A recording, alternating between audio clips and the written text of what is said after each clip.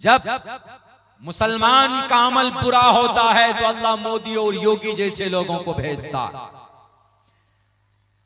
जब पूरी दुनिया के मुसलमान की का अमल गंदा होता है तो अल्लाह इसराइल और रूस जैसा जालिमों को मुसल्लत करता है अर्ज़ फलस्तीन पर।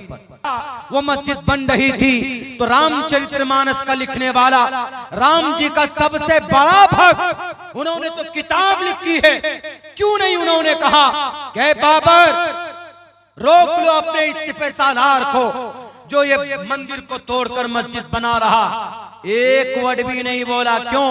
क्योंकि ऐसा हुआ ही नहीं था, यानी किसी मंदिर को तोड़कर मस्जिद बनाई ही नहीं गई था कि इस मस्जिद को थोड़ी वसी की जाए, बड़ी की जाए। जैसे आज आपके गांव में मस्जिद के तौसीक के काम के लिए जलसे होते हैं, नौजवान उसको बढ़ाने के लिए मेहनतें कर रहे हैं।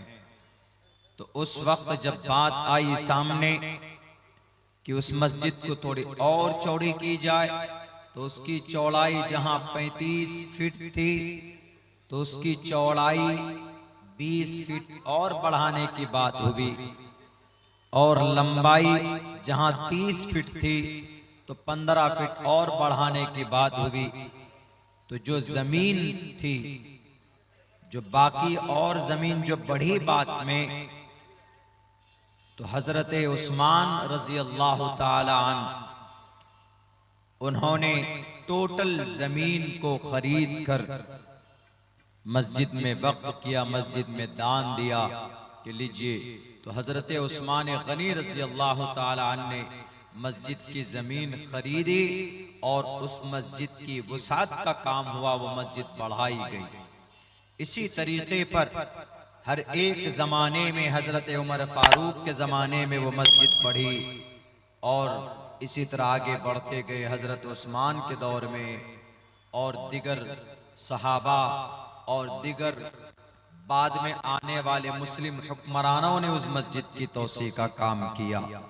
तो बहरे कैफ कभी कभी मस्जिद नाकाफी होती है तो उसको वसी करने के लिए उसको बढ़ाते, लेकिन अल्हम्दुलिल्लाह ये आपकी बस्ती के लिए बड़ी खुशी की बात यह है कि आपकी मस्जिद में नमाजियों की तादाद बढ़ी है, जिससे आप मस्जिद को बढ़ाना चाहते। बढ़ाइए और बढ़ाइए ताकि कल क़यामत में सीना तान कर कह सकें कि अल्लाह ऐसे फसाद और ऐसे बिगाड़ के वक्त में हमने मस्जिद बड़ी इसलिए की क्योंकि हमारे नमाजी बढ़ गए थे। तो ये आपका अमल, आपकी मस्जिद के अंदर तौसी का काम, ये कल क़यामत में मुमकिन है अगर आपकी नीयत सही हो तो ये निजात का जरिया भी आपके लिए बन सकता। इसीलिए बहुत मुबारक काम है जो आदमी मस्जिद बनाने में ताउन पेश करता है, जो आदमी मस्जिद बनाने में बढ़ चढ़ कर हिस्सा लेता है, तो वो बहुत ही खुश नसीब इंसान। आप 100, 200, 300, 400, 500 रुपए का गोश्त लाकर खाकर हजम हो जाएगा। सुबह आप बैतुल खला में उसको चला जाएंगे तो वो चीजें वहां पर साफ करके आ जाएंगे।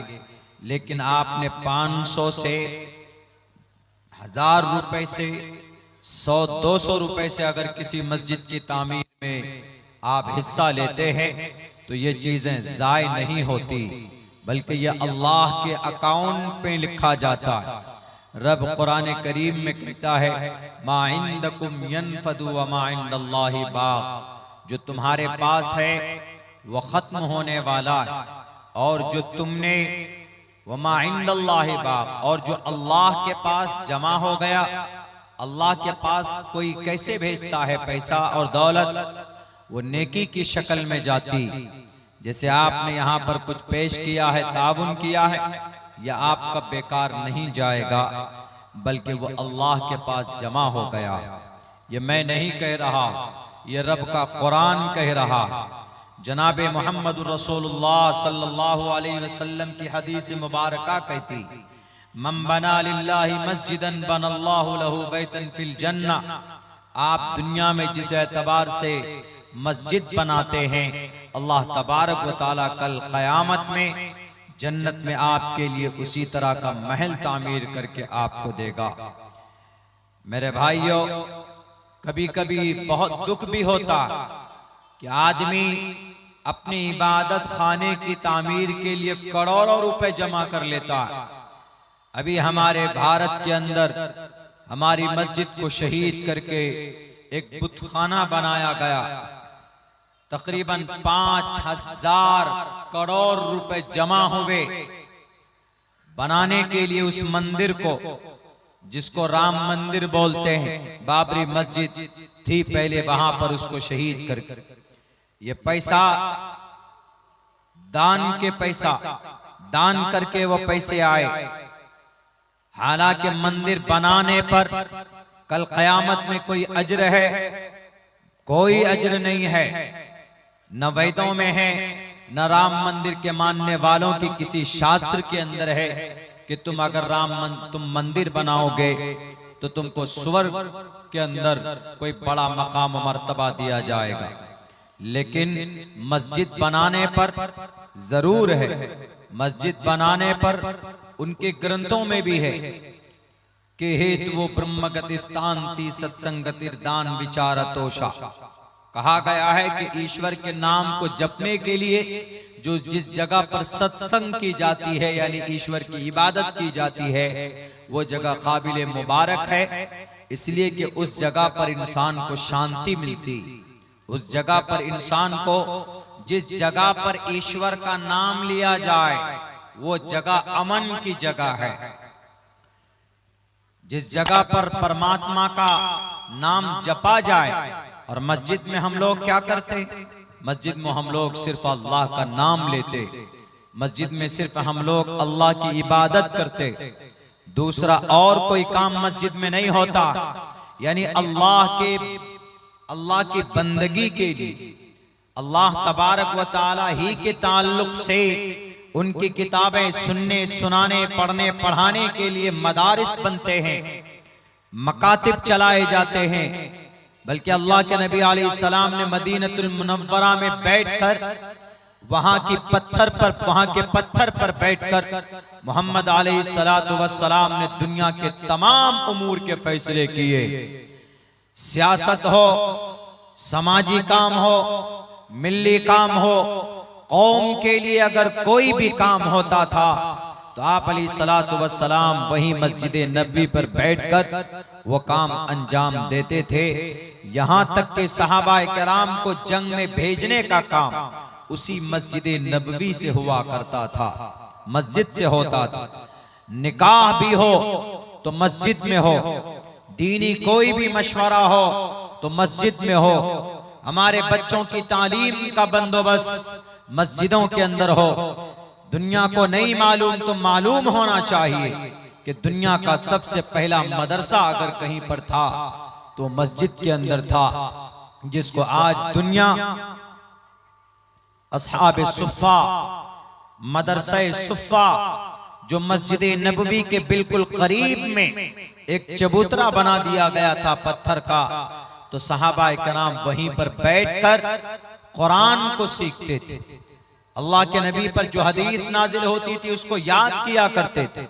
और जो सहाबा दूर से आते तो वो वहीं पर रुकते थे, क़याम करते थे। और उसी से जो सहाबा पहले से कुरान और अहादीस की जो जानकारी होती थी वो उनसे सीखा करते थे। आज हम लोग मस्जिद से अलग हो गए। आज सिर्फ अजान हो तो मस्जिद में वही 10-5 लोग पहुंचते हैं नमाज पढ़ने के लिए। बाकी मुस्लिम नौजवान, मुस्लिम हमारे समाज का एक बड़ा तबका मस्जिद से बिल्कुल अलग थलग रहता है, जिसकी बुनियाद पर मस्जिद, अगर आप मस्जिद को आबाद नहीं करेंगे, नमाजियों की तादाद नहीं बढ़ेगी, तो आप क्या समझते हैं कि वो मस्जिद आपके लिए खैर का जरिया बनेंगी? जब मस्जिदें आबाद नहीं होती है तो मस्जिद के दिल से पूछो, उनके दिल से हो सकता है आपके तबाही और बर्बादी के लिए कोई आह निकलती हो। मेरे भाइयों, दुनिया के अंदर 4 मस्जिद का चर्चा मैं करूंगा आपके सामने, जिनमें से 2 मस्जिद हैं जो महफूज, बाकी 2 मस्जिद ऐसी है जो इतनी रो रही है, अजान की आवाज के लिए तरस रही है, और कोई ईमान वाला उसको बचाने वाला नहीं है। जहां अजान की आवाज होती थी वहां पर आज बुत परस्ती के सॉन्ग बजते हैं, गाने बजते। मस्जिद नबवी, मस्जिद हराम, अल्लाह ने इनको महफूज रखा, कोई नहीं पहुंच सकता। यहां तक कि दुनिया का सबसे बड़ा फितना दज्जाल इस धरती पर आएगा, वो पूरी दुनिया को तबाह बर्बाद करेगा, लेकिन वो इन दोनों शहरों में पहुंच नहीं सकता है। मस्जिद हराम को, मस्जिद हराम का मतलब मुबारक मस्जिद, बहुत ही काबिल एहतराम वाली मस्जिद। दुनिया के अंदर सबसे मुबारक और मोहतरम कोई मस्जिद है तो मस्जिद हराम। दूसरे नंबर पर मस्जिद नबवी, मदीनतुल मुनव्वरा, शहर मदीना में। तीसरी मस्जिद मस्जिद अक्सा। तामीरी काम के एतबार से जब मस्जिद हराम बनी, उसके 40 साल के बाद सीरत इब्न हिशाम ने अपनी किताब के अंदर यह तशरीह की वजाहत की, लिखी कि 40 साल के बाद मस्जिद अक्सा की बुनियाद डाली गई। लेकिन फजीलत के एतबार से दूसरे नंबर पर मस्जिद नबवी है, मदीनतुल मुनव्वरा की मस्जिद है। तीसरे नंबर पर मस्जिद अक्सा। आज 1967 से लेकर आज तक मस्जिद अक्सा यहूदियों के कब्जे में।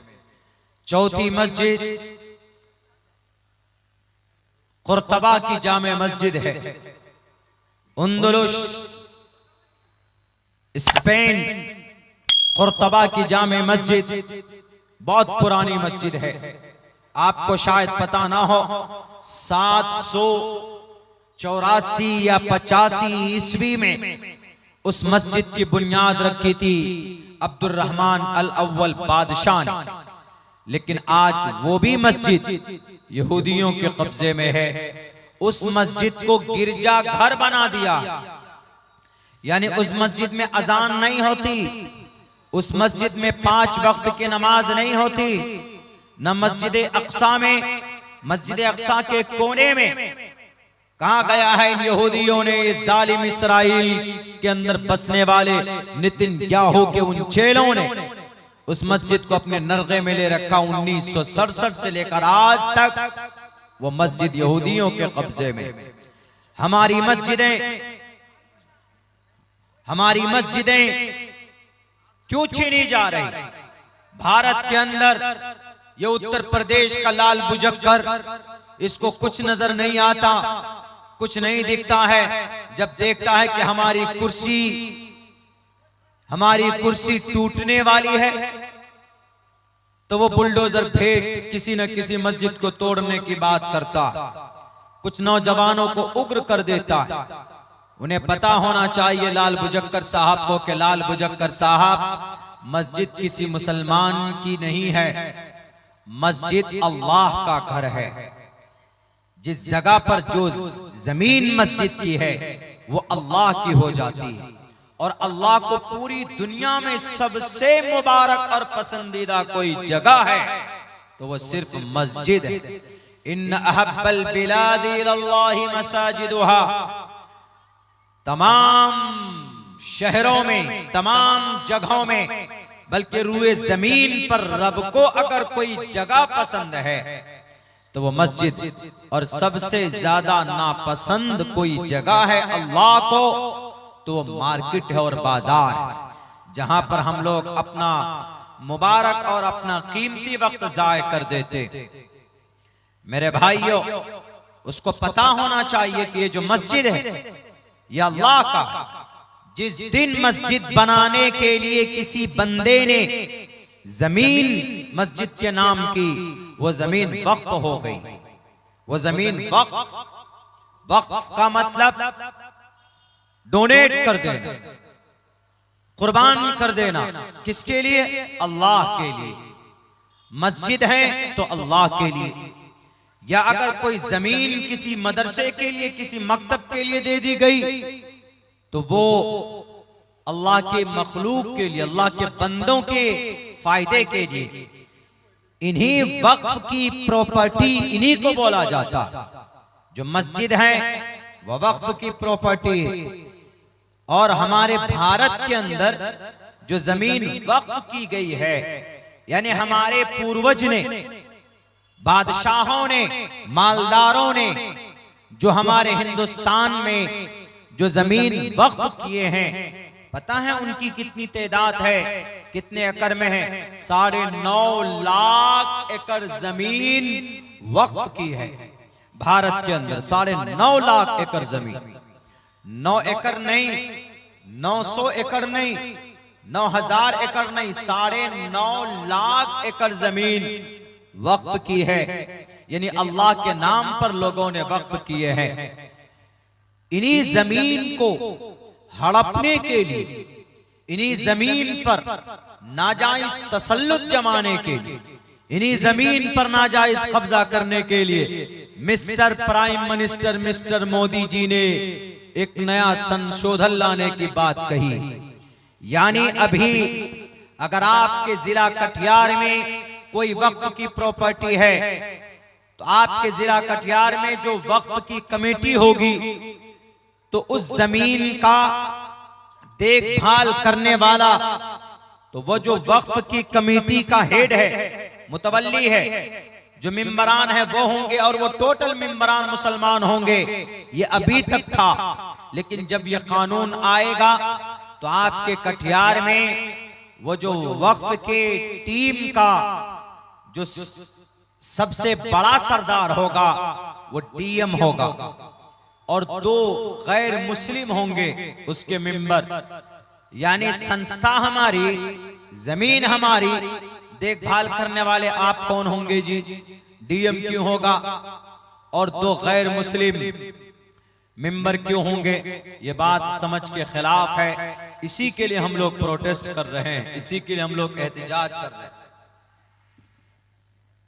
कि हमें ये कानून पसंद नहीं। जब जमीन हमारी है, आपके गांव में जो मस्जिद है,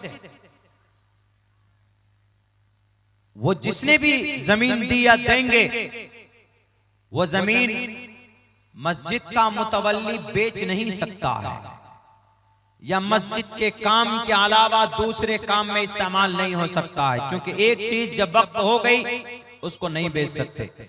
लेकिन mister prime minister mister Modi उसको बेचना चाहते हैं। बेचा है। मुंबई के अंदर जो सबसे बड़ा उद्योगपति है अंबानी साहब, उनकी जो डुप्लीकेट जन्नत है एंटीलिया, 4000 स्क्वायर फुट पे है, 21 करोड़, मात्र 21 करोड़। हालांकि 21 करोड़ उसके लिए कोई बड़ी रकम नहीं। 21 करोड़ रुपए में उन्होंने वो जमीन खरीदी। जब तहकीक की गई, पता ये चला कि वो वक्फ की जमीन है। वक्फ की जमीन कोई न बेच सकता है, न कोई खरीद सकता। वक्फ की जमीन को सिर्फ कौम की फलाह के लिए, समाज की तरक्की के लिए, अल्लाह की इबादत के लिए, अल्लाह को राजी करने के लिए इस्तेमाल किया जा सकता, और किसी दूसरे या तीसरे मकसद के लिए नहीं हो सकता। लेकिन उसको 21 करोड़ रुपए में बेचा गया, और अभी उसका केस कोर्ट में चल रहा। एक आदमी को खुश करने के लिए कानून लाया। सोचा कि ये कानून आएगा तो उस इलाके का जो डीएम होगा वो फौरन क्लीन चिट दे देगा डुप्लीकेट के जन्नत के रखवाले को, और उसको कहा जाएगा कि भाई आज से ये जमीन आपकी है। मेरे भाइयों, वक्फ की प्रॉपर्टी कोई नहीं बेच सकता। यकीनन हमारे वक्फ के जिम्मेदारों से कोई न कोई गलती हुई, और यकीनन हुई। अगर ये वक्फ की प्रॉपर्टी की सही देखभाल करते लोग, इसका पैसा सही इस्तेमाल में होता, तो आज आपको आपकी मस्जिद बनाने के लिए चंदा नहीं करना पड़ता। इतना बड़ा प्रोग्राम करके, इतनी मेहनत करके, पैसा इकट्ठा करके आपको मस्जिद की तामीर के लिए इतनी कद्दो काविश नहीं करनी पड़ती, क्योंकि वक्फ की प्रॉपर्टी की इतनी आमदनी होती कि हम मस्जिद की जमीन भी खरीदते, उसमें आलीशान मस्जिद भी बनाते, उसमें मकतब भी बनाते, उसमें मदरसा भी बनाते। ये सारे काम वक्फ की प्रॉपर्टी की आमदनी से होता। आप कहेंगे कि मौलाना इतना पैसा कैसे आता? मैं आंकड़ा आपके सामने रखता हूं, पेश करता हूं।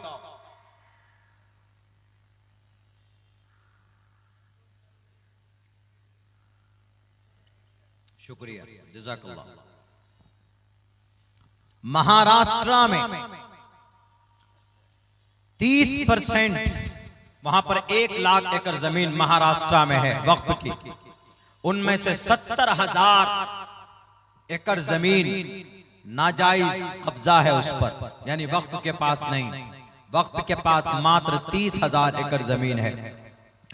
उस 30,000 एकड़ जमीन पे जो किराए पे टावर लगा है ना, टावर, मोबाइल का टावर, रेडियो का टावर, ये सब, उस टावर से जो किराया आता है सालाना 30,000 एकड़ जमीन में कहीं कहीं है, वो पूरी 30,000 जमीन पर नहीं है, लेकिन कहीं कहीं पर है।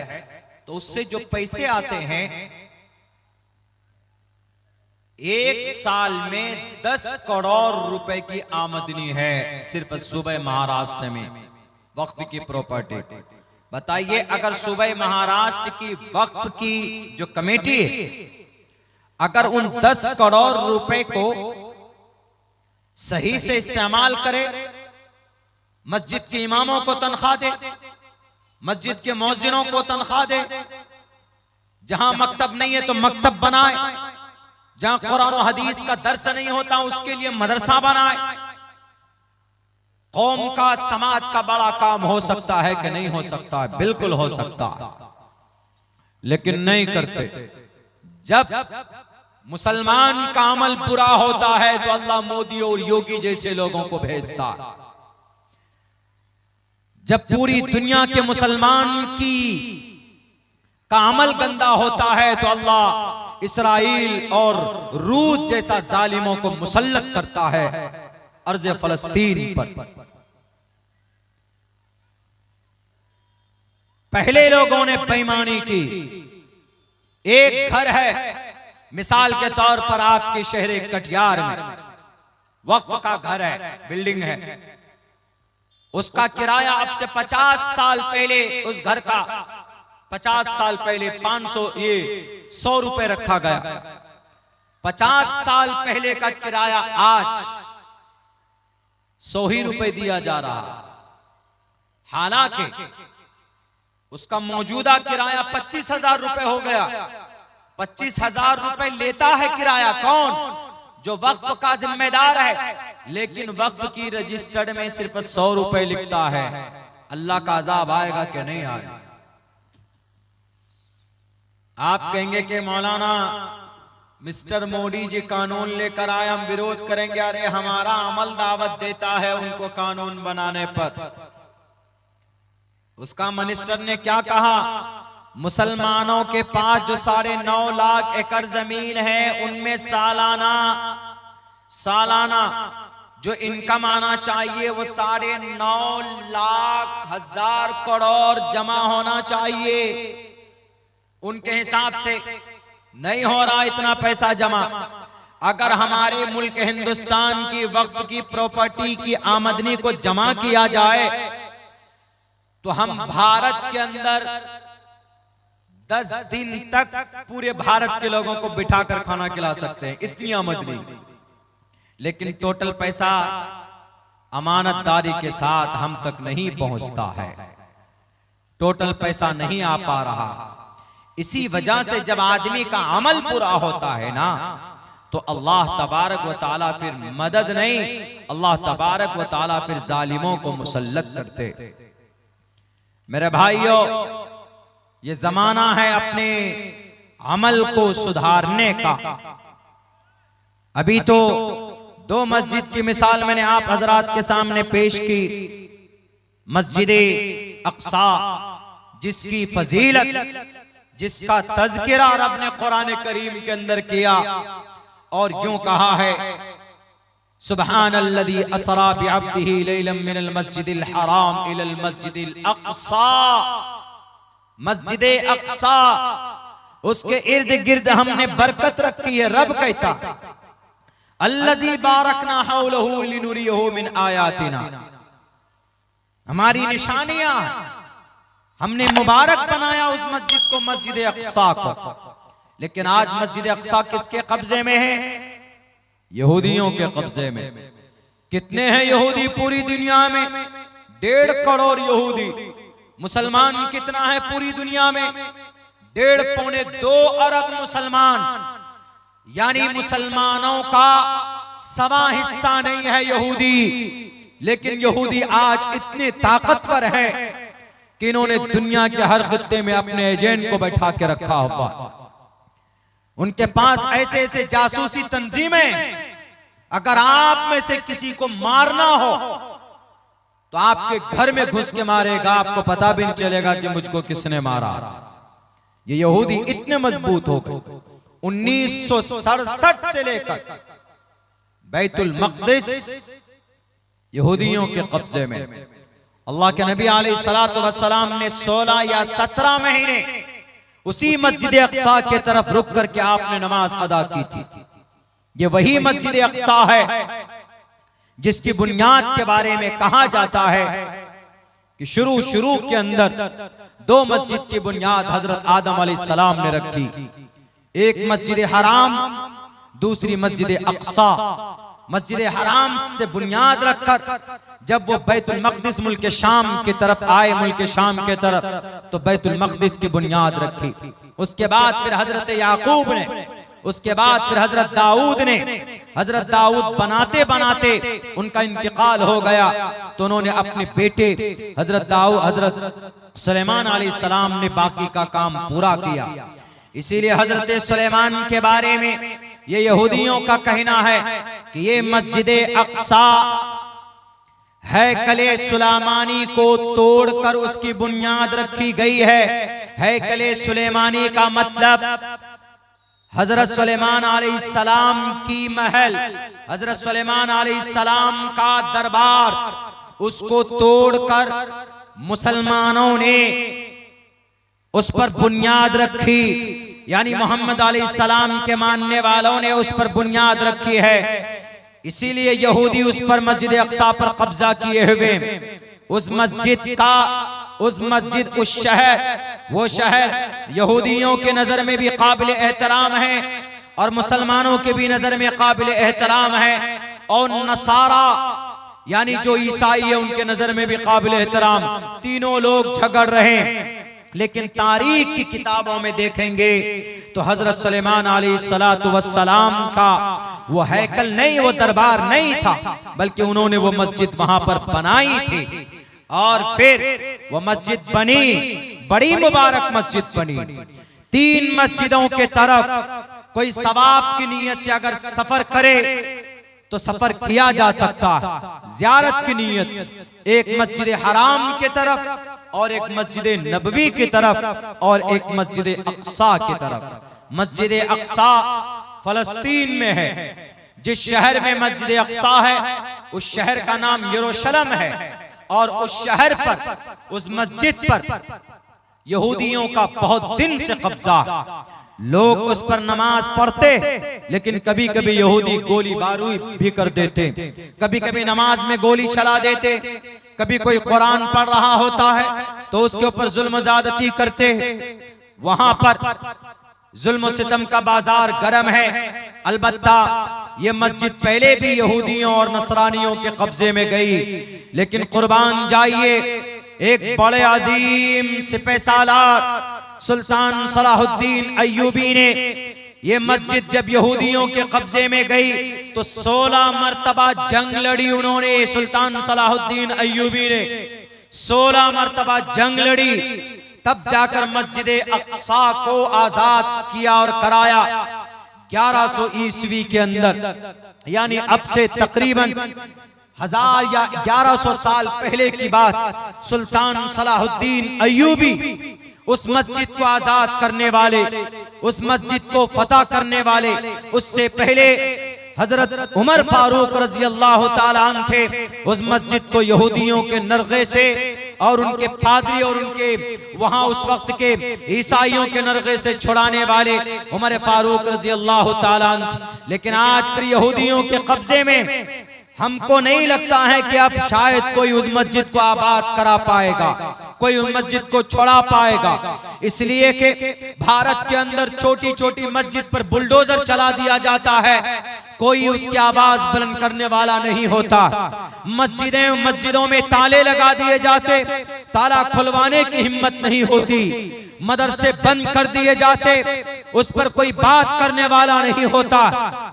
बुज़दिल बन गए हमारी तंजीम के लोग, बुज़दिल बन गए हम मुसलमान, बुज़दिल बन गए हमारे लीडरान। मैं बात झूठी नहीं कर रहा।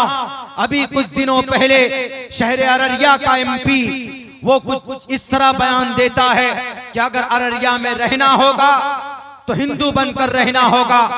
आज तक उनके खिलाफ कोई लीडर केस बुक नहीं करा पाया। वो हमारा सीमांचल जो पुरामन इलाका है पूरे भारत के अंदर, इसको आग में झोंकने का बयान देता। उसके ऊपर केस फाइल नहीं हुआ, उसकी अरेस्टिंग नहीं हुई, लेकिन उनको अरेस्ट करने के लिए जो लोग मुतालबा कर रहे थे 500 अज्ञात लोगों के खिलाफ केस बुक कर लिया गया। ये दोहरी पॉलिसी यहाँ के प्रशासन की, लेकिन किसी की हिम्मत नहीं हुई कि उस प्रदीप कुमार सिंह के खिलाफ हम किसी थाने में जाकर कोई एफआईआर दर्ज कराते। क्यों? सब डर गए, सबके मुंह में दही जमे हुए थे। बड़ी तंजीमें क्यों सो रही? हमारे सीमांचल जो बहुत पुराना इलाका, पूरे भारत के अंदर गुर्बत जरूर है, पसमानदा जरूर है, लेकिन सीमांचल के लोग पुरअमन हैं। हमारे सीमांचल के लोग लड़ाई पर विश्वास नहीं रखते, हमारे सीमांचल के लोग दंगा पर विश्वास नहीं रखते। हमारा सीमांचल का नौजवान गरीब जरूर है, लेकिन हाथ में तलवार लेकर किसी निहत्थे को मारता नहीं है। एमपी साहब, आपकी जो नीयत है नापाक है, आपकी सोच है घटिया है। आप पढ़े लिखे अगर हैं तो आपको अपने सोच पर पछतावा होना चाहिए। इसलिए कि साफ लफ्जों में श्रीमद् भगवत गीता के अंदर कहा गया कि जो आदमी गुरु ज्ञानी होगा वो किसी को तकलीफ देने के लिए कोई बात नहीं कहेगा। बहरकैफ ये तो वो है, उनको समझना है कि उन्होंने गलत कहा है कि सही कहा। यानी जो बोला है, जो गलती किया, उसके ऊपर कोई अरेस्टिंग नहीं, बल्कि Y+ सिक्योरिटी दी गई है उनको। और जो बेचारा कह रहा है कि जो इस तरह का भाषण दे रहा है लड़ने और दंगा फसाद का, उसको अरेस्ट करो तो उन मासूमों को पकड़कर उनके खिलाफ एफआईआर हो रही। अररिया के डीएम साहब, एसपी साहब, आप तो कम से कम निष्पक्ष होकर जांच कीजिए और उसको कैफरे किरदार तक पहुंचाइए। वो मेंबर ऑफ पार्लियामेंट हैं तो वो सिर्फ अररिया के हिंदू भाइयों का नहीं, अररिया के अंदर जो बड़ी तादाद में अमन परस्त मुसलमान रहते हैं, आप उनके भी एमपी हैं। आपने सैलाब से सीमांचल और अररिया वालों को बचाने के लिए कौन से तरक्की के काम किए आपने महानंदा बेसिन तो बनाया नहीं, आपने कोई इंजीनियरिंग कॉलेज लेकर आया, आप कोई ट्रेनिंग कॉलेज लेकर आए, या कोई आपने कोई बड़ा काम किया एजुकेशन के मैदान में। यहाँ से लोग मजदूरी करने दिल्ली, पंजाब, हरियाणा जाते, आपने कोई फैक्ट्री की बात की नहीं की। आपकी जुबान से जब भी निकलती है तो आग निकलती, नफरत की बात निकलती। मैं अब्दुल्ला सालिम आपकी किताबों का मैं एनालिसिस करता हूँ, आज तक मेरी जुबान से किसी हिंदू भाइयों के खिलाफ कोई गलत शब्द नहीं निकले। इसलिए कि हम जानते हैं कि भाई उनका एक अकीदा है, इसीलिए किसी अपनी जुबान से किसी हिंदू को तकलीफ देना ये जायज नहीं है, न इस्लाम में जायज है, न भारत के संविधान के अंदर इनकी इजाजत। इसीलिए मैं कहता हूं कि बुज़दिल बनने की जरूरत नहीं। जो लोग उग्र हैं, जो लोग माहौल को खराब करते, उनसे अमन की गुजारिश, और जो लोग बोलकर माहौल खराब करते। लगाओ गिरिराज सिंह के हाथ में हथकड़ी, हमारे सीमांचल पुरअमन इलाके को आग में झोंकने के लिए वो रथ यात्रा निकाला हुआ। खुदा के वास्ते पुरअमन इलाका था, है, रहने दो।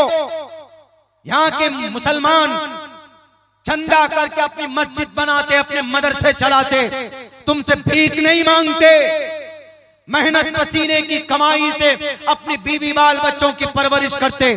तुम्हारे दरबार पर नहीं जाते भीख मांगने के लिए, मेहनत करना जानते हैं यहाँ के लोग। इसलिए खुदा के वास्ते इस तरह की बातें बिल्कुल नहीं होनी चाहिए।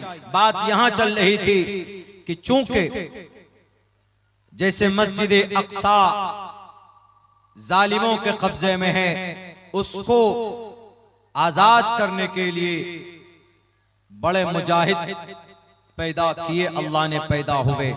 हजरत उमर फारूक का नाम सुनकर सिर्फ मस्जिद अक्सा की चाबी देने के लिए जो पादरी लोग थे वो तैयार हो गए। जब हजरत अमर बिन आस रजी अल्लाह ताला जो जर्नेल थे, जब लड़ाई हो रही थी, फलस्तीन के ऊपर जंग हो रही थी यहूदियों से मस्जिद अक्सा को आजाद करने के लिए, जब कुछ इलाकों को फतह कर लिया तो हजरत अमर बिन आस ने पादरी के सामने कहा कि ऐ पादरी, सरेंडर करो, चाबियां मेरे हवाले करो। कहा क्यों? कहा मैं इस मुल्क का फाते हूं, मैं मस्जिद अक्सा का फाते हूं, फतह करने वाला। तो पादरी हंसने लगा। वो जो जर्नेल था रूमी सल्तनत का जर्नेल, रूमी, वो हंसने लगा। उन्होंने कहा कि तुम कभी नहीं कर सकते इसको फतह। कहा क्यों? कहा कि मेरी जो किताब है, जो मेरे पास तौरात है, उस तौरात में साफ लिखा हुआ है कि जो आदमी ये मस्जिद अक्सा को फतह करेगा उसके नाम में 3 शब्द होंगे। उसका नाम उमर होगा, उमर। तुम्हारा नाम तो अमर बिन आस है, उसका नाम उमर होगा। उमर और अमर में फर्क है, उमर में 3 वर्ड है और अमर में 4 वर्ड है। इसलिए कि अमर रा के बाद वाव भी है, इसलिए अमर बोलते। लिखने में दिखने में एक लगेगा लेकिन वाव भी होता।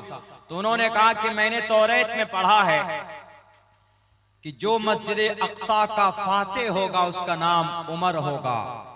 तुम्हारा नाम तो अमर है, इसीलिए मैं हंस रहा हूं। तुम जो बोलते हो ना कि मैं फाते हूं, तुम फाते नहीं हो। हमारे किताब के हवाले से फाते तो उमर नाम का शख्स होगा। और मैं जानता हूं कि उमर, हजरत उमर, तुम्हारे हजरत उमर खलीफा हैं, अमीरुल मुमिनीन है और वो अपनी जगह पे हैं। हम चाबी तुमको नहीं दे सकते, अगर तुम्हारे उमर आ जाएं तो हम उनके हाथ में चाबी देंगे।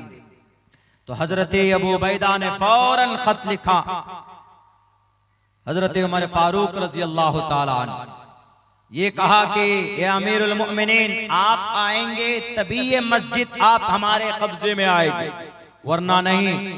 कहा कि अच्छा ठीक है, कोई बात नहीं। लंबा सफर था, आपने एक ऊंट लिया और लंबे सफर की वजह से आपने अपने एक गुलाम को लिया। बहुत मशहूर है वाकया।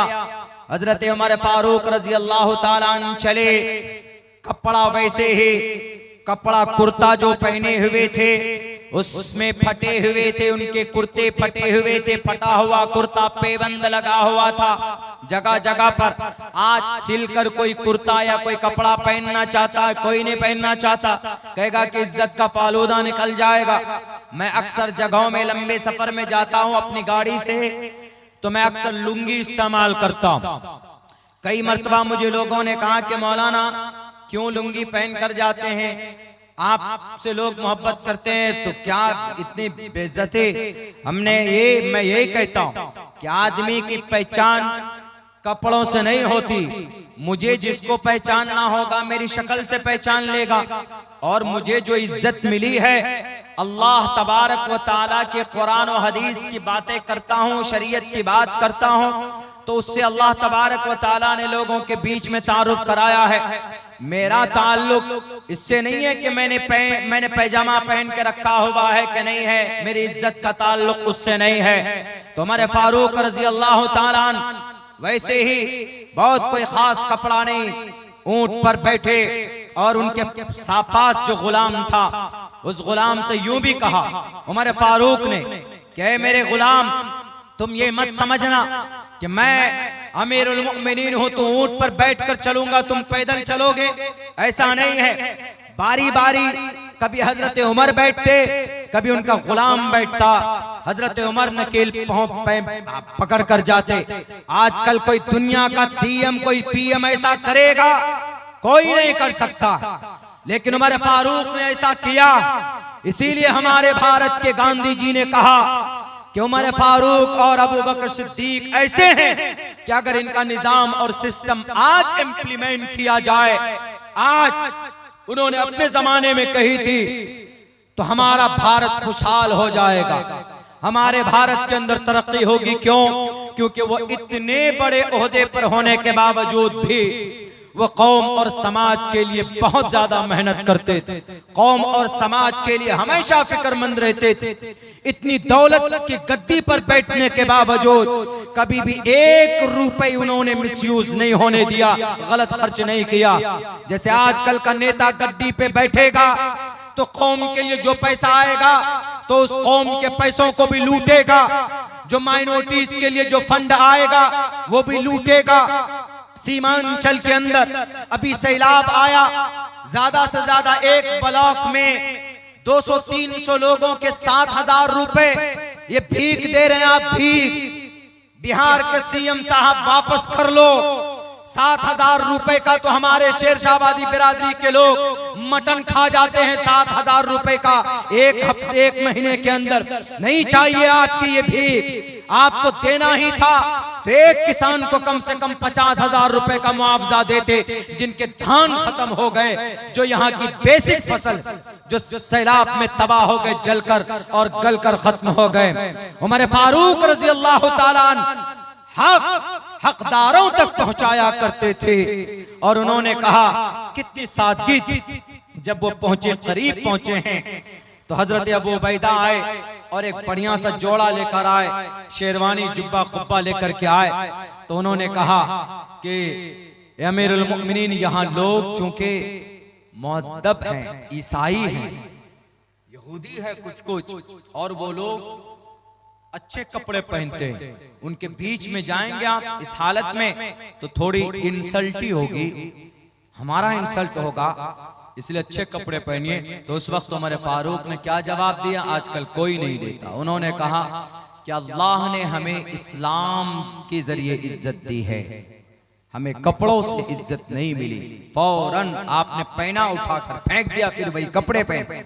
जब चले गए सामने जो वो लोग थे, पादरी लोग, उन्होंने सोचा आगे पीछे बॉडीगार्ड, Y+Z+ सिक्योरिटी, जैसे आज के जमाने में, यानी आगे भी लोग पीछे भी लोग होंगे, बीच में अमीरुल मोमिनीन होंगे, पूरा लाओ लश्कर लेकर आएंगे।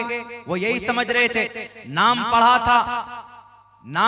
था, कैफियत क्या होगी, हालत नहीं पड़ी थी अपनी किताब में उन्होंने।